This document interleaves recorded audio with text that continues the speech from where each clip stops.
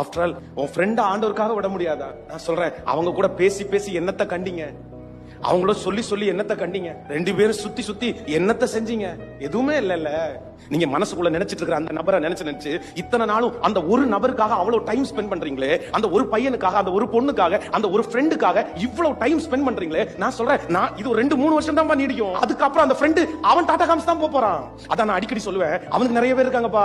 அவனுக்கு ஒரு தொழில் ஆரம்பிச்சு கொடுக்கறதுக்கு அவங்க அப்பா இருக்காங்க. அவங்களுக்கு ஒரு எதிர்காலத்தை அமைச்சு கொடுக்கறதுக்கு அவங்க சொந்தக்காரங்க இருக்காங்க. உனக்கு அவன மாதிரி அப்பா இல்ல உன்னை தட்டி கொடுக்கறதுக்கு. அவன மாதிரி மணியை ஸ்பெண்ட் பண்றதுக்கு உனக்கு பேக்ரவுண்ட் எதுவுமே இல்ல. உனக்கு இருக்கிற ஒரே பிடிப்பு, உனக்கு இருக்கிற ஒரே எதிர்காலம், உன்னை தூக்கணும்னா கர்த்தரை தவிர வேற ஒருத்தருமே உன்னை தூக்க முடியாதுல்ல.